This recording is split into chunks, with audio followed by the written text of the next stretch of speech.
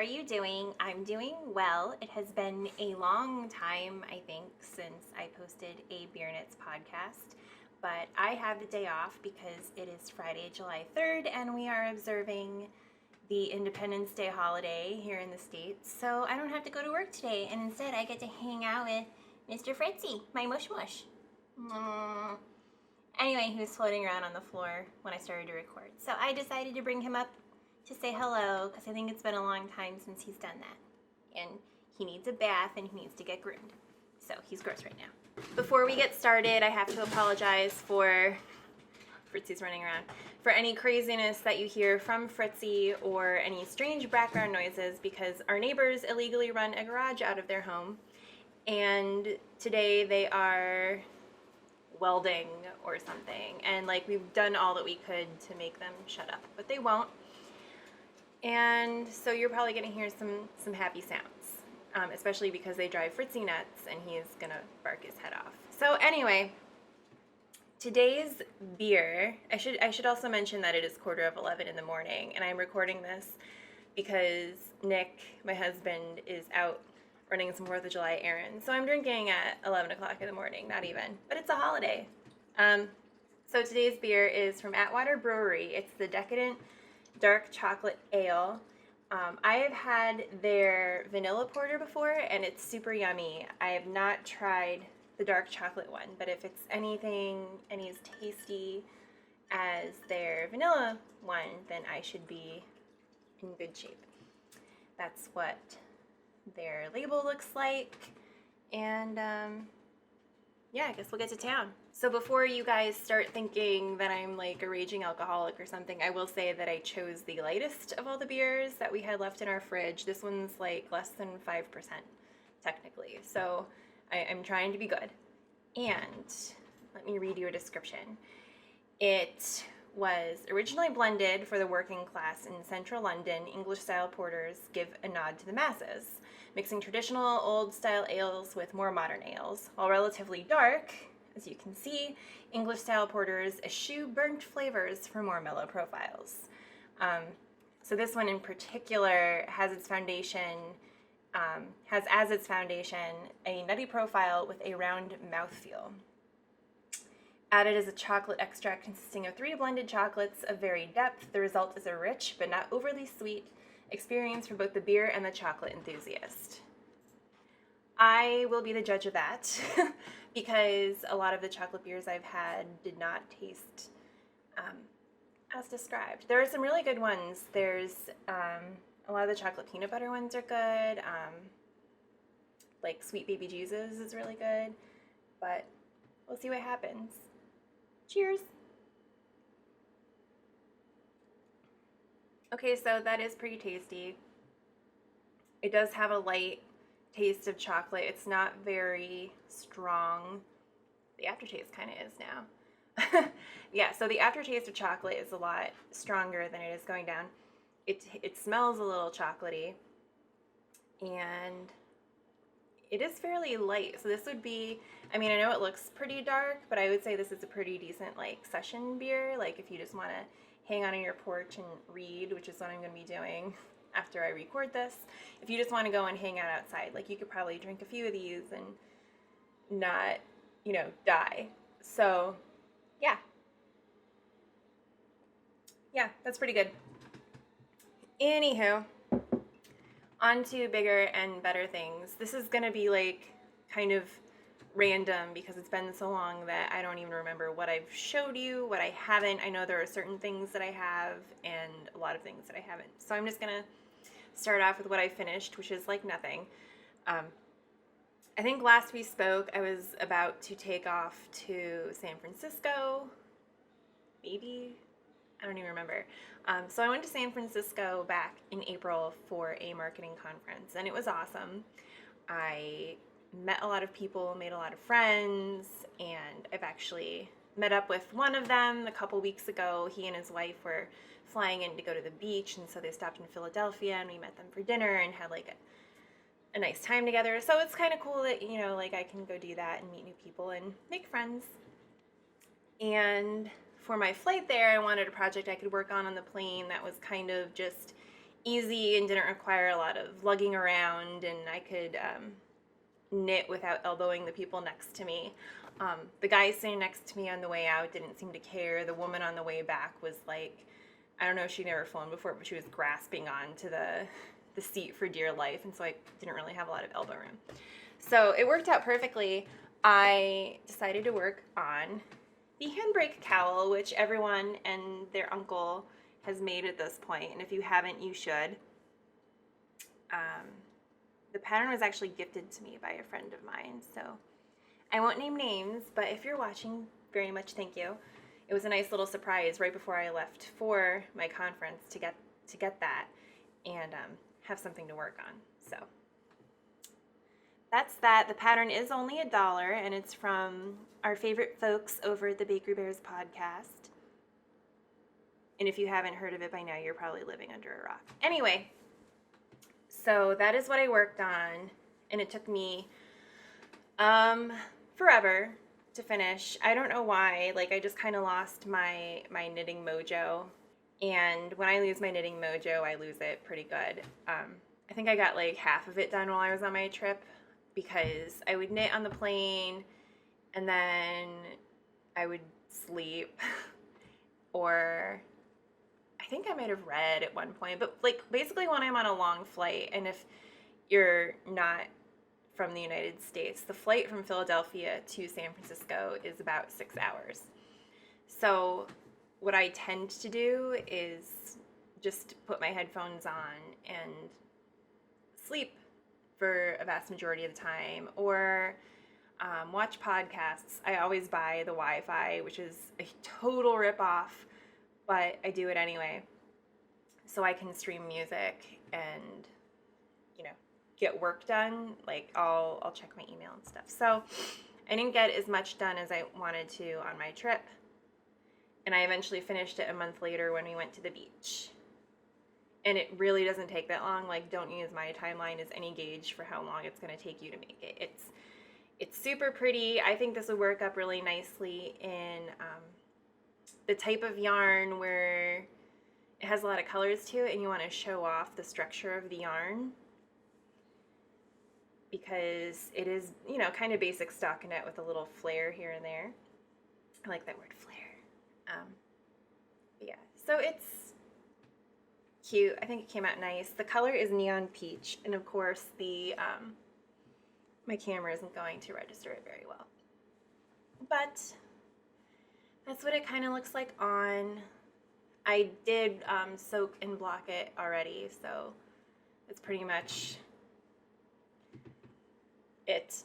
So I don't know, like when I bind off, I always do it too tightly, so it's a little stiff on the bottom, but since blocking it, it's not as noticeable.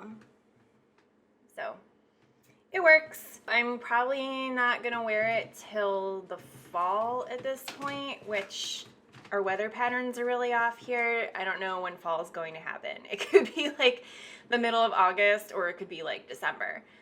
I don't know anymore, because it's so like wacky doodle. We're even having like, it wasn't even a tornado that touched down. It was something like, they call it like a wind burst or something, and it knocked over all these like tractor trailers and stuff, and there was hail, and it's really weird. Like, we don't get that type of stuff in Pennsylvania. The Midwest is more prone to that type of weather. So something strange is happening, but whenever fall happens, I will be wearing this. Faux show.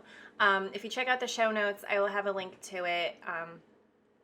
As you know, all proceeds go toward cancer research, and it's only $1, so, you know, to me it kind of seems like it's the least I could do.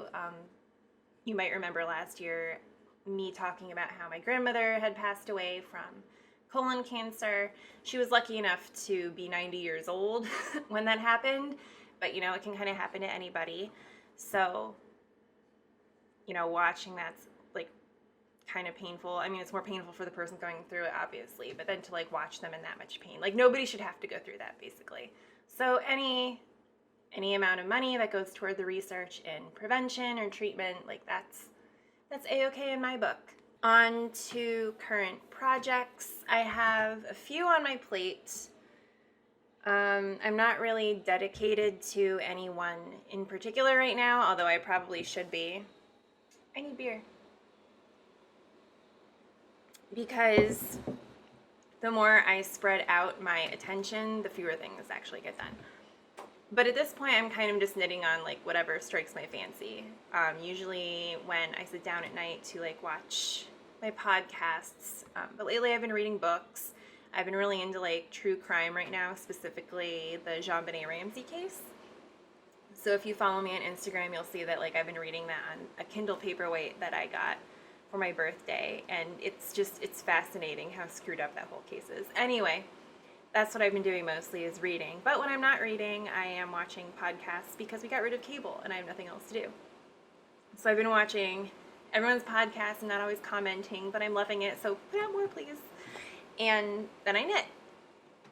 So the first thing I'm knitting on is from Knit Crate, and I think this was their April Knit Crate.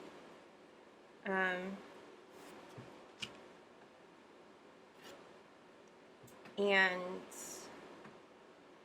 this is what it is. It is a scarf, and the pattern is actually called Zig Zag Scarf too, and I don't even know if you'll be able to tell why.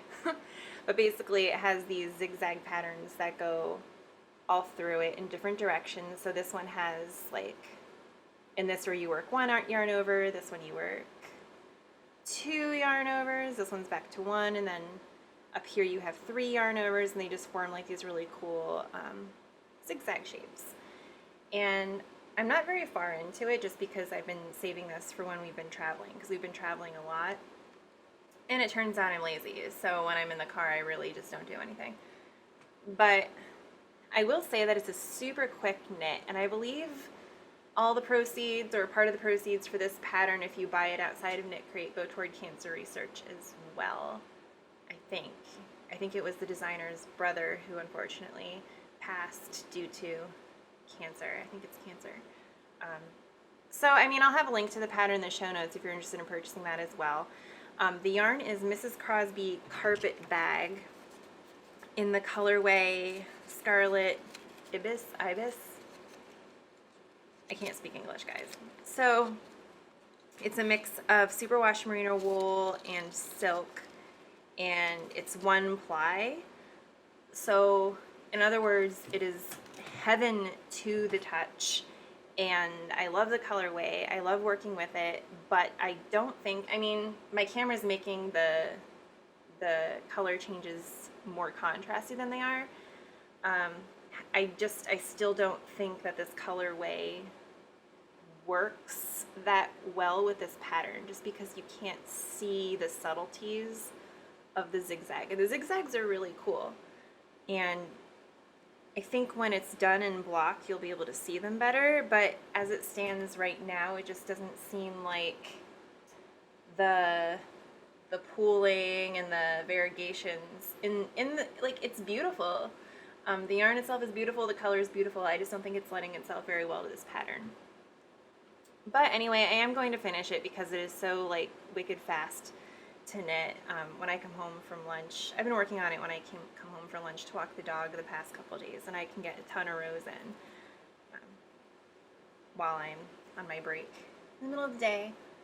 And I'll probably get some more done tonight because it's just, in some ways it's kind of mindless. Like, it's enough to keep you entertained because you are doing something different on each right side row, and then obviously your wrong side is like your rest row. So it's enough that, you know, you're still paying attention, but it's mindless enough that, you know, you can just drop it and pick it up whenever you want. So I am loving that. This is the Mrs. Crosby label in case you ever see it around and want to pick it up. And it's got like this woman with a really cool like yarn hat. I want to be her when I grow up. Then I have the bane of my existence, a Beekeepers Quilt that I started, and I must be a glutton for punishment because I've tried starting one before, but then I saw that Knit Crate had a kit for sale with like more luxury yarns, and I was like, oh, okay, I'll get to play with like some new yarns and stuff. And I hate I hate making these things. Where's my other one? So far I have made 4 little hexapuffs, and they're sparkly. I don't know if you can see the pink, it's showing up better on the pink, that they have sparkles. I've made 4, I've started my 5th. This was supposed to be like my mindless in-between projects project, and it is painful. It is so painful. Like literally painful because the needles are tiny and I keep stabbing myself with them, but also mentally because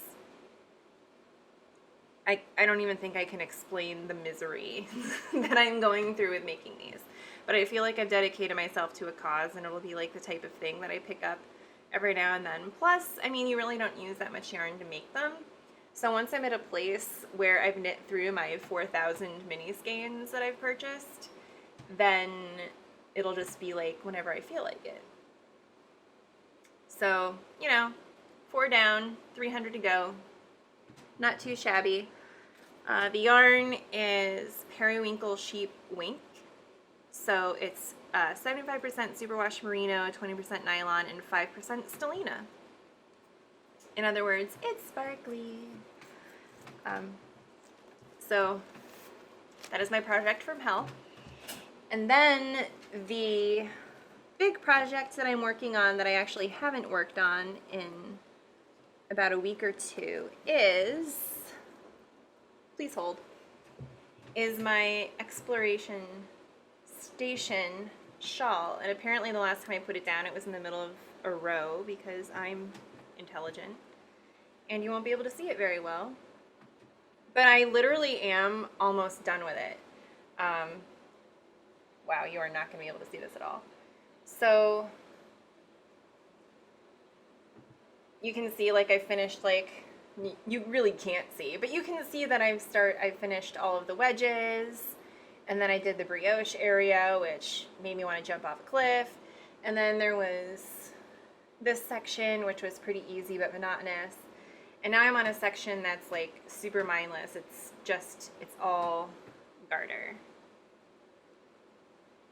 But I think it's gorgeous. I really like the colors I chose. I bought the yarn on our vacation to Rehoboth Beach, where the yarn store is literally diagonally across the street from Dogfish Head Brew Pub.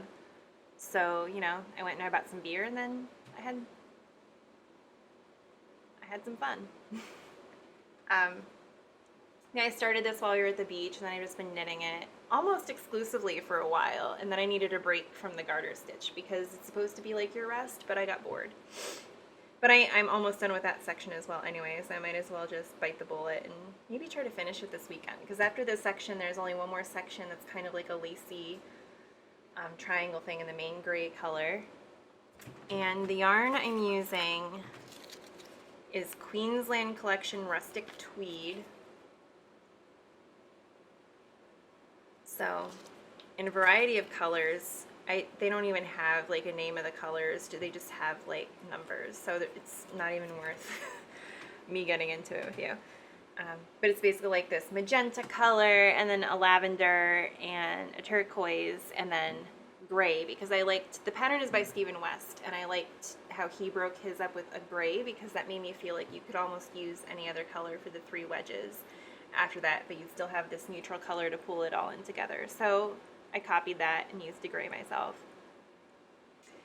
And I love it. I'm just really showing you the colors at this point, since you can't see a darn thing. But that's it, and I think it's super pretty. And I don't think there's anything else that I've been actively working on.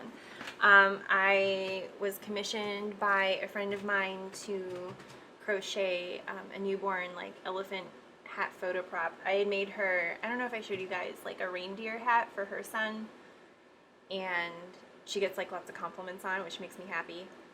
So I made her that, and now one of her friends, or I think it's her sister, I think her sister is having a baby later this year, so she wanted me to make her an elephant one because that's kind of like the theme they're going for. So I have that coming up. I just need to finish it by the end of the summer and we'll be good. And then my cousin's birthday is this weekend, and she also just graduated from high school, so she wants me to crochet her some boot cuffs. So I think I'm gonna go through my stash. I have like $50 in Michael's gift cards too for my own birthday, so I might just go out and buy some new. But there's no reason for me to. I have plenty of stash. So I'm just gonna go through my stash, see what colors I have, and whip her up a couple pairs of those probably. So I'll have that on my plate. And then I have lots of backlog in my knit crates that I need to work on. You should check out my latest video where I talk about this and its squishiness. Yeah, you should check that out. This might actually be my next project, but I think I'm gonna try to go to the New York Sheep and Wool Festival. We'll see. But in order to do that, I need to knit a sweater of some kind, which reminds me, hold please. Okay, so as I mentioned, it was my birthday, so I have like all these Michael's gift cards, blah, blah, blah. And also, I'm thinking about going to the New York Sheep and Wool Festival, and most people make themselves like a sweater to wear, which brings me to kind of a stash enhancement. I have this new pattern book. So if you know me, then you know that I am like totally obsessed with Anne of Green Gables. She was like my idol growing up. My grandmother got me the whole entire book series when I had turned like 9 years old, and so all throughout like middle school and high school I just like read those books over and over and over again. Like I love the whole story, and I don't know, I love Anne of Green Gables. So got this pattern book for my birthday from my in-laws, and there is a really cute pattern in here for a sweater that basically needs to happen in my life, and I'm gonna try to show you. You know what, instead of showing you the picture in this book because the pattern is listed, I'm just gonna insert a picture here. It's called Anne's Sweater, and I think it's gorgeous. I think it'll be fairly simple to make, so it should whip up pretty fast, and it seems like it's pretty versatile too. So even though the festival is in October, you don't know what type of weather you're gonna get here in October. It could be like 100 degrees. Sorry, dog barking. So yeah, the weather can be all over the place. So I thought if I got a sweater like this one, then I can, you know, take it off if I need to, swap it out, whatever. But if it's cold, then I would have, you know, something that's useful. So I might do that too, but I need to save up some money to buy the yarn for it, which would need to happen soon because otherwise I don't think I'm going to finish this by October, because it's not that I'm a slow knitter, I'm just like a lazy knitter.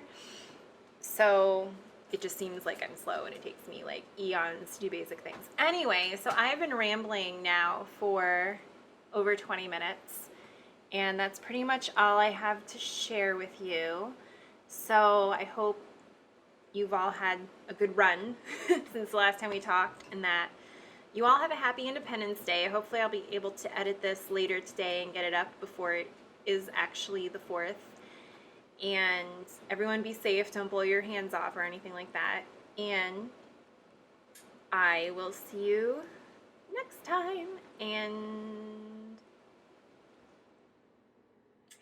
yeah, that's pretty much it. Hope all is well with you guys, and I'll talk to you soon. Bye.